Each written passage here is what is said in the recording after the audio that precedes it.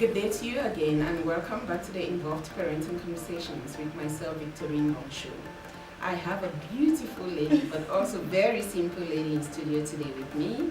We are going to be talking parenting, and it's often a very beautiful thing to talk parenting with somebody who has only one child, and I have four. So big challenge to her today, So, hello Vanessa, please kindly introduce yourself to our guests and tell me why you're here. So thank you for having me, Victorine. My name is Vanessa Mbenoun. I'm from Cameroon and I am a tourism entrepreneur. So I own my own tour operator. Okay. And I'm a mom as well. Okay. So you're going to help me because my baby is only one. It's a baby. Only one? Oh my God, my 4 weeks are so out. So yes. Wow, it's a girl as well. It's a girl. Oh. Yes. Nice to have you in studio with me. We were speaking earlier about taking care of children from grade 9 upward with a gentleman called Patrick. And then I come to you now, you having just one child who is just 1 year old. I think some people are sitting out there and they envy the job I do because I have an insight of these people from various backgrounds. You come from Cameroon, Patrick is from Shoshanguve, I am from Africa. I'm not saying anything. So yes, Vanessa, thank you for coming through. Please tell us a little bit, when you say you are a tourism entrepreneur, what do you mean? What are you talking about? Basically, it's just that the field I studied is tourism. That's Okay. my specialty. That's what I studied. I have a postgraduate diploma in tourism. Okay. And the business I founded, like, it's been 2 years now. My business is just tourism. I sell South Africa, I market South Africa to the rest of the world. And one part of my startup, what we also do is we market businesses, tourism startups, so that they become more visible to the clients internationally and locally. I actually resonate a lot with you because I'm a brand South African ambassador, and so is my daughter Stacey Fru. I think she's 11 years old and she was made a brand ambassador by your partner. Yes. So we need people like you to sell the country, to market the country, to stand up for South Africa and say, yes, I can. Because South Africa is doing it. South Africa is a leading country on the continent. But let's keep South Africa aside and come back to you and me, our world of parenting. How do you, as a new mom, how do you find parenting this far? And how do you find the ability to juggle your job as a parent alongside your child? It's been alongside to juggle your job as an entrepreneur alongside grooming your child. It's been very challenging. First, Lucy was born in June last year. In the middle of winter? Yes. And I was still working. I still had a full-time job because my business was not stable, or I didn't think I was ready to have a full-time business. So after 6 weeks, I had to stop breastfeeding, to go back to work. So she went to formula. But thank God, I think since I had my family, and I had her dad who was helping. So that's the only way I could cope. My mom came from Cameroon to help me, to groom me a bit. It's been very challenging. First, Lucy was born in June last year. In the middle of winter? Yes. And I was still working. I still had a full-time job because my business was not stable, or I didn't think I was ready to have a full-time business. So after 6 weeks, I had to stop breastfeeding, to go back to work. So she went to formula. But thank God, I think since I had my family, and I had her dad who was helping. So that's the only way I could cope.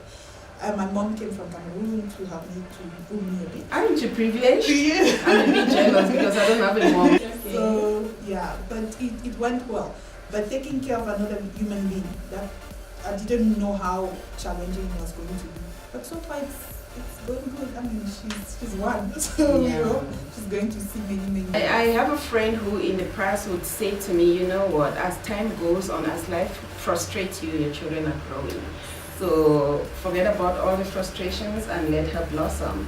And you spoke about your mom helping you, your husband helping you. How do you find those people helping versus you being there? Are you comfortable with people in your space?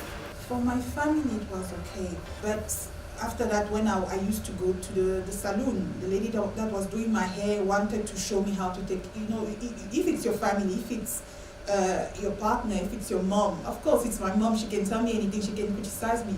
But you find strangers telling you that you're not doing the right job, that I couldn't. Just by seeing you on the street. Or you're not carrying her well. You're going, I just, and there's a way to tell a first-time mom. Already I was feeling a bit, not really at the So having people criticizing me without even telling me exactly what to do, it was a bit. But I must say, I enjoyed it. I enjoyed the comments that came from people. What I lost, what I didn't like, was the fact that nobody ever cared about me. It was always about the baby. The baby can puke on me, and my face is like, oh, and people go like, oh, clean his mouth. Like they don't talk about me. So I think for me that was a frustrating part. I didn't mind the attention from people and all that. Not that I didn't love my baby, but everything just left, and it all went on the child. And I became conscious also to see that even with my spouse, I wouldn't see him. I would only see how he treated the child. So I became conscious of how I would now tend to look at the adults as well. So sometimes maybe we use it as an educational tool. Yes, just as an educational. And in your bio, when I was reading, I came across the term mompreneur. Please tell us why you call yourself a mompreneur. I guess it's just, I found it on the internet and people were labeling themselves mompreneur, and apparently it's just you being a mom and being an entrepreneur at the same time. How to juggle exactly what you do. You've been doing for years now. 4 kids. Yes, exactly. It's just my first, so I'm just starting. But I think it's a good thing too, because from where I came from, it was not, with the background I had, it was not a good thing to work or have your own business and have a baby. Because one has to be put on hold. And if you have a full-time job, at least they can take it. But if now you want to start your own business, people will be like, okay, where are you going to get the money? It's not stable, there's no. And what you're saying is quite right. I got a cultural shock because I started my business when my second child, Stacy, was a few weeks old. So my business is registered on the 10th of May, and Stacy was born on the 16th of February. So you can see. Less than 2 months. Yes, and it was such a big thing for me. It was such a big thing in my community. I suspect that is what took me into the work of parenting, because I came to understand that with most women, their lives actually come on hold, or they short sell themselves as soon as they become parents. In my book, Stop Complaining and Bring Back Involved Parenting, I actually started that book. I wanted to say to women, you know what? Do not ever try and do other things when you have children. Finish it. If it's education, get to the end. If it's business, get to the end. Then when you finish, you can now settle to have children. I need that book. Or have your children, get to the end when they are now grown up, so you can go back and start your business or do anything. Those were my two items that I wanted to write. But when I started writing that book, reality struck me. Reality struck me that one can never be on hold. If one is on hold, one suffers. So if you were to put your mompreneur career on hold, your child will suffer. If you are to put your child on hold, your mompreneur career will suffer. So you and I are sitting here having an involved heart-to-heart conversation, telling other women how they can do it, telling other men how they can do it, because it's doable. But are we putting our children as the most valuable item when we do? It's a big challenge for me, because on top of everything, I'm doing my MBA. It's my last year. I have an exam tomorrow as we speak. It's the final exam. So it's very challenging. Going to school on Saturdays. I have a group session tonight. So I just cannot do it alone. I don't believe, as a woman, they say women, we have that power. Yes, we have that God-given power. Once we become mothers, everything is. I get it, but the amount of things we have to do. You need a proper support structure. Support system, yes. How do you put that together? I think it's mainly my family. For you. For me. But now you're lucky. So if you're talking to me, the audience, who is somebody like Victorine, with my background, where there's no family, well, how then do you source that support? Because I'm an orphan and I'm married to an orphan. Then I need to know how you're doing it, because I mean, with 4 children and a business, and you have a husband, you have your own challenges. I don't. Please, you have to tell me. I'll be interviewing you. Please tell us. No, I think yes, I jump into the shoes of the interviewee now, and I really have to tell Vanessa I don't need to wait until we go offline.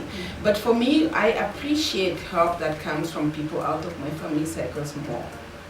You know, the reason is that in my workplace, for instance, I get my colleagues to parent my children. Oh, yes, I do that. I get my colleagues to parent my children. In my home, I empower my helper to parent my children. In schools, I make sure that when I take my child to crèche, my child is groomed in the way I would wish that child is groomed in school. And you can call me a difficult parent, you can call me anything you want to call me, you can call me a liberal one, but without those structures, people like us who don't have family members will then collapse. Or we would have to give up 1 or 2. How do you get to trust? Because especially with everything that is going on in the world, like I'm even afraid of putting my child to crèche. I'm thinking, can I trust those people? Exactly the question I asked the gentleman who was here. My question to him was, how do people trust people with their children? You understand? But like I said, when I took my first child to crèche, he was 1 year, 10 months, and I went with a note, and I pasted it on the wall. And each time I came to fetch him, I went to Teacher Matthew, who was a caretaker at that time at crèche. Teacher Matthew, how was Shannon today? As she's telling me, I'm reading the notes to make sure that she kept to all the points. Shannon had specific time limit for his naps, because I didn't want a child that would keep me awake and away from work when I pick them, so they don't oversleep. So if she skips it, for instance, I'll say to her, how long did Shannon sleep for? She has to tell me. If she says 10 minutes, I check. I come back tomorrow and I say, in my list, it's supposed to be 15 minutes. Why was it 10 yesterday? Make sure he sleeps today for 10 minutes. So I did that. And with my helpers, I actually have a handbook for helpers that I plan to release by the end of this year. I had a handbook that I wrote. The day you enter my house, I initiate you. I tell you, this is how, in our house, it is actually the full home. In the full home, when you get in the gate, this is the first thing you know. First thing is you don't open the gate for anyone without calling me. That is the first thing anyone has to know. So I put them through that. So they would go through my own grooming system, and they would have to adopt my values. Which is why my children have hardly let go of my husband and I, our rules at home. Because it didn't matter how many helpers we changed, it didn't matter how many people took care of them, our home values were always exported to those people. It's a lot of discipline. Yes, and you have to do it with routines as well. You have to do it in routines. I was talking to a group last time. Even by the age of 7, 8, my kids would still fall asleep at 7:30 anywhere they are, even at parties. They do. Last year they still did. I have a picture of them I took last year. All 4 of them sleeping on the couches, and other children are jumping over them because you have put them in that routine. So involved parenting conversations go beyond just being there for your children, just being there for yourself and all that. But how is that their count? It's something that they will take exactly. It's for their whole life. It's for their lives. That discipline that we need. So tell me now, back to you, my interviewer. It was very nice. I enjoyed it. You enjoyed interviewing me. So back to you. When is your best moment as a mom? I think when she wakes up in the morning, she is still a bit drowsy.